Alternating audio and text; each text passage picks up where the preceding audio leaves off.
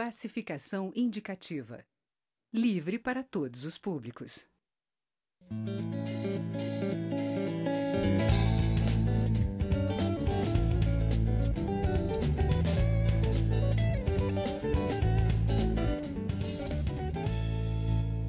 Olá, 30 anos depois de promulgada, a nossa Constituição já recebeu 99 emendas e ainda tem muitos dispositivos aguardando regulamentação. Muita coisa também mudou no país desde 1988 e ninguém melhor que um parlamentar que é personagem de toda essa história para contar os detalhes. O deputado Harold de Oliveira, do PSD do Rio de Janeiro, foi um dos constituintes e é hoje o nosso convidado desta edição do Palavra Aberta. Eu sou Daniela André e este é um programa da Rádio e da TV Câmara. Deputado, bem-vindo à Palavra Aberta. Eu agradeço, é uma bela oportunidade para a gente rememorar, né, os fatos importantes daquele tempo. Foi um tempo de transição, né? Nós saímos de um regime militar, tivemos um governo de transição e ao final desse governo de transição, então a Assembleia Nacional Constituinte escreveu, né? Essa Assembleia escreveu a nova Constituição brasileira, a nossa Carta Magna, que está vigente até hoje. Deputado, o que foi o mais marcante, assim, na sua opinião, nesse período da Constituinte? A participação popular? O que chamou mais atenção? Tem alguns fatos bem marcantes, sim, alguns fatos e episódios bem marcantes. Realmente, a participação popular foi muito importante porque havia um desejo represado da população de ser mais participativa, inclusive com algumas frustrações, como diretas já, do começo daquela mesma década, enfim. Então, isso tudo foi uma espécie de válvula que se abriu.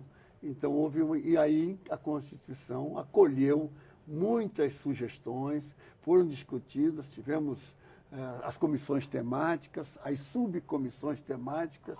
Eu tive o privilégio de presidir uma dessas subcomissões e foi um trabalho muito técnico. Naturalmente, tinha um espaço político e um espaço técnico legislativo no funcionamento da Assembleia. Então, foi uma Assembleia congressual, quer dizer, os deputados, o parlamento, né, que foi eleito em 86, esse parlamento assumiu nos 2 primeiros anos a função de constituinte, aí funcionando num sistema unicameral. Quer dizer, o Senado e a Câmara dos Deputados se juntaram e foram fazendo as votações por maioria absoluta. Quer dizer, metade mais um dos votos. Naturalmente, todas as votações expressas à vontade do próprio parlamentar. Essa foi o funcionamento básico da Constituinte. Uma outra questão que foi muito interessante naquela época, que eu gosto de lembrar, nós vivíamos uma fase de transição também no mundo onde as ideologias da esquerda ainda eram muito fortes, né? Em 88. E nós tínhamos a ideia de fazer uma abertura na Constituição, do ponto de vista da economia, de modo geral. Havia muita empresa que, embora não fosse estabelecido na Constituição a condição de empresa estatal, nós tínhamos muitas empresas públicas. Queríamos liberar, mas lê do engano, não foi possível, porque a esquerda era muito forte. Aí formou-se o que na época foi chamado de centrão.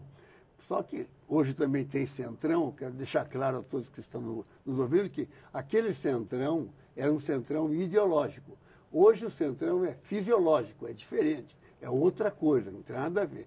Então aquele centrão ideológico tentou funcionar como um poder moderador, evidentemente, mas acabamos, eu pertencia a esse grupo, acabamos perdendo realmente para a esquerda.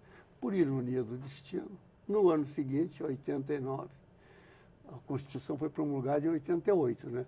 Em 89 houve a queda do Muro de Berlim, quer dizer, ruiu por terra todo aquele conjunto de ideologias que, no fim, orientou a formulação dos textos básicos de vários pontos da própria Constituição. Como é que se conseguia chegar a um denominador comum com tantos conflitos, deputados? De um lado, essa demanda aí da população no momento de efervescência política de transição, como o senhor citou.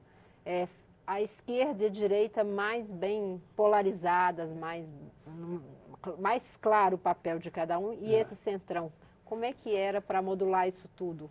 Como é que era essa moderação? Não, havia muito debate. Naquele tempo ainda, a esquerda, ela era uma esquerda ideológica, evidentemente, mas ela vinha para o debate, ela vinha para a argumentação. Era menos dogmática do que a esquerda hoje, quer dizer, aceitava o debate. E aceitando, nós sempre chegávamos a algum acordo e a Constituição foi sendo elaborada tranquilamente.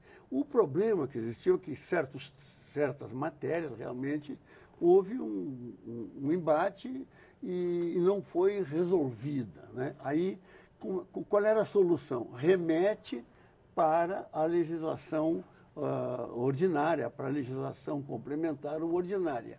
Então, como segunda metade daqueles mandatos dos deputados eram os mesmos constituintes, então o conflito perdurou. Então não houve esta complementação, digamos, dos termos constitucionais. Por isso, ao longo do tempo, também, não só por isso, mas principalmente por isso, muitas emendas foram sendo feitas.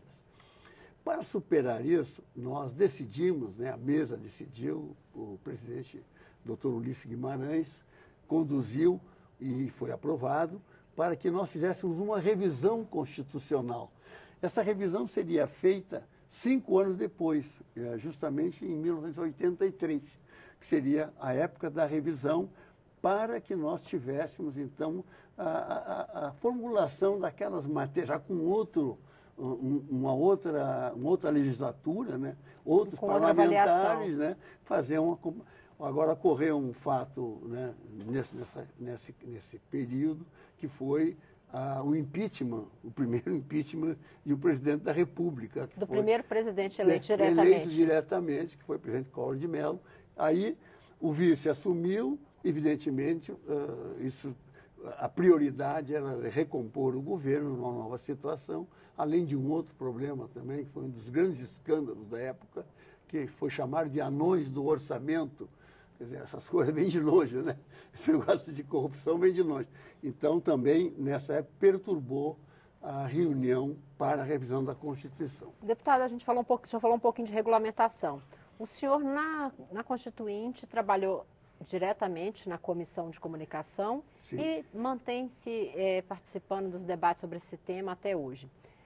O senhor acha que é possível regulamentar dispositivos que foram colocados na Constituição desse capítulo da comunicação, como a regionalização ou a complementariedade entre serviço público e privado de telecomunicações? O senhor acha que dá para avançar ainda alguma coisa nesse campo? Sim, naquele momento, quer dizer, o corte feito no tempo, naquele momento, aquele era o momento de fazermos uma série de colocações em termos constitucionais, como a liberdade de imprensa, que era uma coisa fundamental, porque tínhamos vivido um período onde houve censura, então era muito importante que colocássemos ali a preservação dos direitos autorais, de toda a criação intelectual, tanto na área da música, na área cultural, de um modo geral, tinha que ser colocado. Foi criado, inclusive, um capítulo especial só para a comunicação social, dentro dessas ideias que nós defendíamos lá. Com isso, a Constituição ficou muito analítica, evidentemente, muito detalhada, mas regulamentando tudo aquilo que parecia, no corte do tempo, o melhor nesta área da tecnologia. É claro que a tecnologia ela é muito dinâmica. E hoje nós vivemos um outro mundo tecnológico, né? Hoje é um mundo que não tem nada a ver com aquele, né? Porque surgiu nesse ínterim até o peso dos veículos de comunicação que havia na época, hoje é outro. Mudou. Naquele tempo o que era forte era a radiodifusão sonora, era a radiodifusão televisão, de sons e imagens. Isso era muito forte, era o que comunicava. Eu diria que eram os veículos, juntamente com a mídia impressa. Talvez a mídia impressa formasse 10% a 15% da opinião pública. O restante era o rádio e a TV, basicamente a televisão, que era a televisão aberta no Brasil, né? Então formava a opinião pública. Hoje não. Hoje a opinião pública, nesse ínterim surgiu a internet, novos meios de comunicação, uma mídia horizontal, mediada, e que hoje é responsável por cerca de 70% da formação da opinião pública, ficando a televisão aberta com 20%, 25%, e os outros meios ainda com uma parcela para a formação da opinião pública.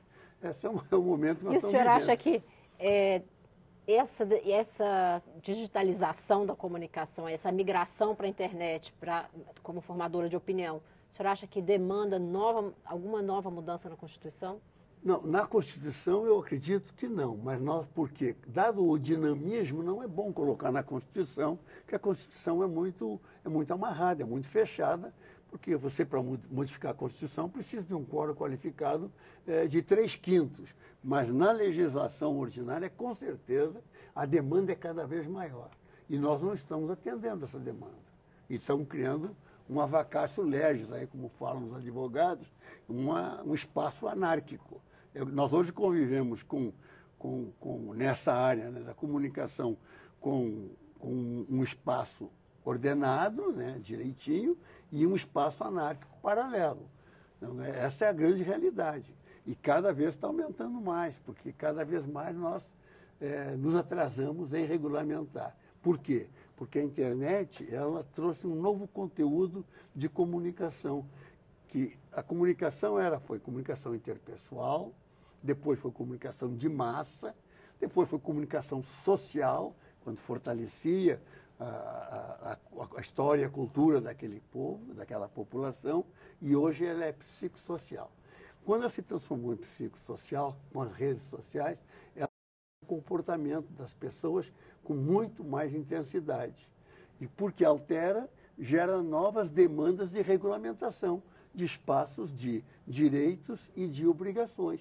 Então, esse é o momento que nós estamos vivendo. A Constituição talvez não tenha que ser mudada. Agora, essa legislação infraconstitucional tem que ficar muito atenta para poder eliminar ou reduzir o impacto, né, de confusão nesse momento anárquico que nós estamos vivendo. Deputado, nosso tempo chegou ao fim. Agradeço a participação, desejo sorte. Agora o senhor está deixando a Câmara, acaba de ser eleito senador, né? Certo, vou para outra casa e vou continuar com essas mesmas bandeiras, que essas são da minha paixão, da minha formação. Obrigada, deputado. Eu que agradeço. Obrigado, parabéns. Daniela.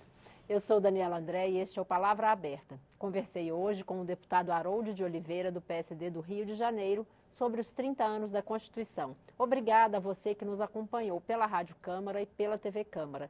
Você encontra esta e outras edições do Palavra Aberta em nosso site, câmara.leg.br/Palavra Aberta. Até mais.